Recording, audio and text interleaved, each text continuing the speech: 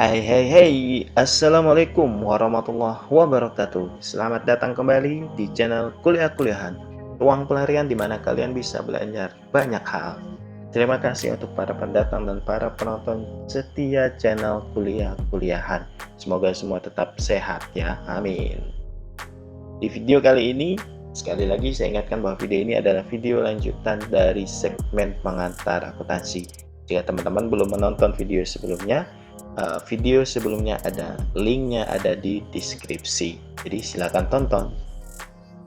Kali ini kita akan membahas seputar laporan keuangan yang merupakan tahap akhir dari siklus akuntansi. Kira-kira seperti apa penjelasannya? Mari kita simak bersama-sama.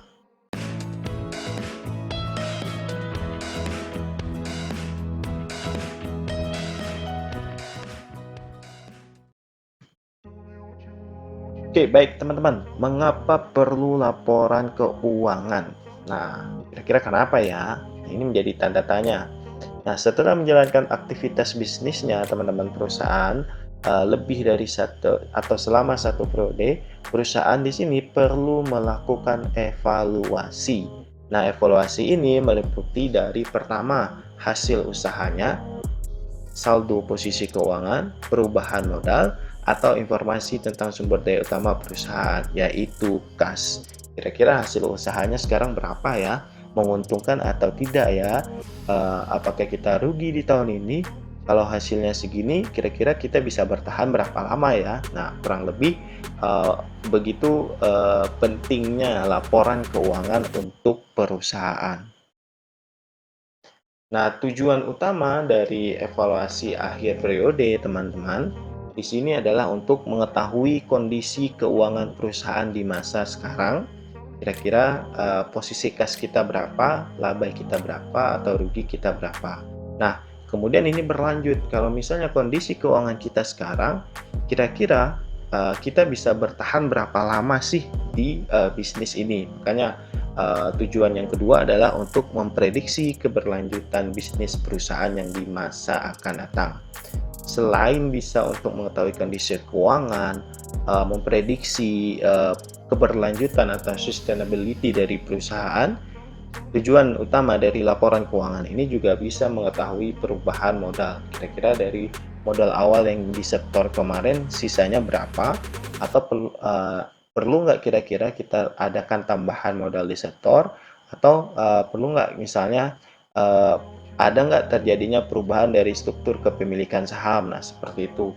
Dan yang terakhir adalah tujuan utama dari evaluasi di akhir periode ini adalah untuk mengetahui sumber daya utama perusahaan dalam mengembangkan bisnis perusahaan yang di masa akan datang. Kurang lebih dari hasil akhir ini, teman-teman, kita mampu memprediksi atau menetapkanlah kira-kira perusahaan ini akan bisa bertahan berapa lama. Kalau kita istilahkan tuh going concern-nya akan berapa tahun sih? Mungkinkah bisa bertahan 3 atau 5 tahun, atau lebih dari 10 tahun, atau mungkin ya kalau kondisi cash kayak gini nggak akan bisa bertahan lama. Kurang lebih seperti itu, teman-teman. Mudah-mudahan bisa kita pahami bersama-sama ya. Nah, ada jenis dari laporan keuangan. Nah, ini ada 5, teman-teman, yang wajib untuk disediakan atau ditampilkan atau disusun oleh perusahaan. Pertama adalah laporan laba rugi atau laporan neraca, kedua laporan laba rugi, yang ketiga adalah laporan perubahan modal atau laporan perubahan ekuitas, keempat laporan arus kas, dan yang kelima adalah catatan atas laporan keuangan. Catatan atas laporan keuangan ini tidak kalah penting, teman-teman, karena di situ akan ada informasi terkait dengan informasi, misalnya di neraca itu komponennya apa saja, kas itu komponennya apa saja sih, misalnya apakah ada kas tunai, kas di bank.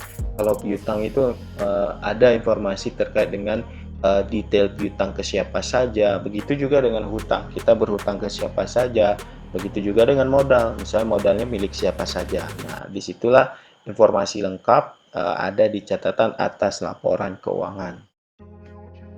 Nah, kita masuk di yang pertama ini, atau laporan posisi keuangan atau neraca. Nah, kalau kita terjemahkan, neraca ini dikenal juga dengan balance sheet. Jadi kalau udah disebut dengan balance sheet, kita udah tahu nih, ini laporan neraca.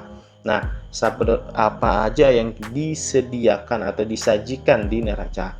Yang jelas ada aktiva dan pasiva. Aktiva itu terdiri dari harta yang lancar maupun yang tidak lancar. Sementara di posisi pasiva itu ada hutang dan modal. Nah, hutang ini dibagi dua juga. Ada hutang jangka pendek dan hutang jangka panjang. Nah, periode pelaporannya itu tanggal tertentu. Biasa perusahaan akan menampilkan per bulan, 3 bulan, 6 bulan, ataupun per tahun. Nah, kalau biasa yang ada di annual report atau di laporan tahunan perusahaan itu sudah per satu periode akuntansi atau 1 tahun periode akuntansi. Nah, ini adalah bentuk contoh dari laporan neraca ya teman-teman. Nah, ini ada aktiva di sini, kemudian ada pasiva. Oke. Nah, ini pasiva dibagi menjadi dua, kewajiban dan ekuitas pemilik. Nah, ada kewajiban lancar dan kewajiban jangka pendek. Nah, ini ada modal parking, kepemilikan. Nah, kalau dijumlahkan 261 ini harus balance dengan total pasiva, hutang dan modal. Nah, untuk proses belajar ini ada juga modelnya seperti ini teman-teman. Nah, di sini aktiva, di sini pasiva. Nah, bisa juga seperti ini modelnya. Keduanya sama, peruntukannya, manfaatnya sama, hanya bedanya pada model. Selanjutnya ada laporan laba rugi atau income statement. Ini balance sheet-nya kalau kita terjemahkan itu disebut dengan laporan income statement atau laporan laba rugi. Nah, apa yang disajikan dari laporan laba rugi ini adalah hasil usaha. Apakah perusahaan selama satu periode itu untung atau rugi ya? Nah, perhitungan laba rugi itu gimana? Perhitungan laba rugi itu dengan pendapatan dan biaya.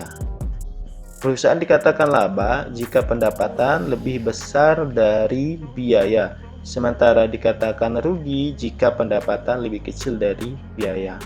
Dikatakan impas jika pendapatan itu sama dengan biaya. Untuk periode laporannya sama satu periode. Perusahaan biasanya akan menyusun per bulan, 3 bulan, 6 bulan, dan 1 tahun. Nah, ini adalah bentuk dari format laporan laba rugi. Ada pendapatan lain-lain. Nah, ini semua jenis pendapatan masuk dalam kategori pendapatan. Dan ini semua kategori biaya. Berarti setelah biasanya di sini juga akan ada pajak ya teman-teman. Nah, laba bersihnya setelah pajak ini senilai 16.600.000. Nah, ini format dari laporan laba rugi. Oke. Selanjutnya ada laporan perubahan modal atau statement of capital. Nah, informasi apa sih yang disajikan? Laporan perubahan modal ini menyajikan penyetoran tambahan modal atau modal awal itu berapa, biasanya ada dalam waktu pendirian perusahaan, ada nggak peristiwa pengambilan modal atau PRIPE, kemudian dari hasil laba rugi.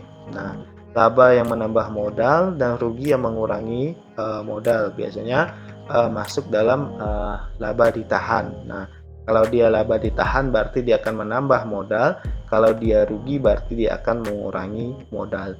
Periode pelaporannya sama satu periode akuntansi. Nah, ini adalah contoh dari laporan perubahan modal. Ini laba ditahan di awal, ini setor ya, modal yang disetor itu 500 juta. Laba bersih ada senilai 75 juta. Ini biasanya dari periode ini, periode Juni saja berarti ini. Ada pembagian saham dividen yang diumumkan ada 200 juta. Nah, ini berarti pengurang dari modal. Bisa juga misalnya ada PRIPE di sini ya, teman-teman. Misalnya di sini ada PRIPE, berarti dia akan mengurangi modal. Nah, laba ditahan di akhir itu senilai ini. 295 juta. Ini adalah bentuk format dari laporan perubahan modal. Selanjutnya kita akan berbicara tentang laporan arus kas. Nah, atau statement of cash flow. Nah, kas ini adalah sumber daya mencerminkan kemampuan perusahaan di masa yang akan datang.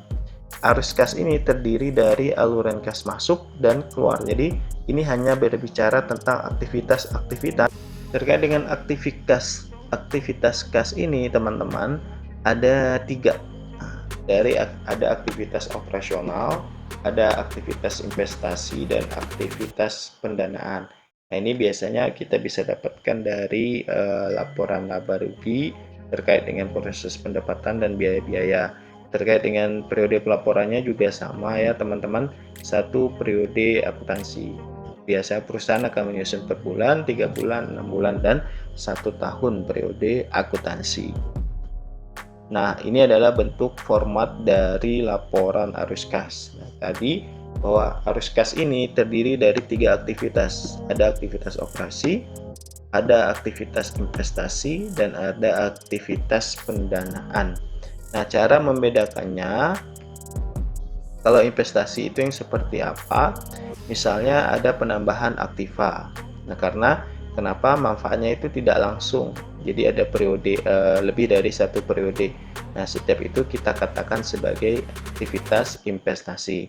Nah, sementara yang pendanaan ini terkait dengan modal. Jadi yang berhubungan dengan modal dia akan masuk di aktivitas kegiatan investasi. Misalnya ada tambahan modal di setor atau ada free-fund, nah, dia akan masuk di sini.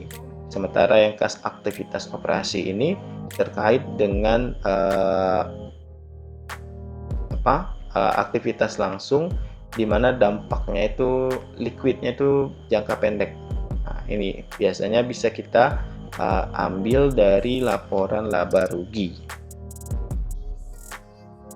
Oke teman-teman, demikian penjelasan saya kali ini. Mudah-mudahan bisa menjawab dari keingintahuan teman-teman semuanya. Sampai bertemu lagi di video-video saya selanjutnya. Jangan lupa like, komen, dan subscribe, serta share agar yang lain bisa tahu.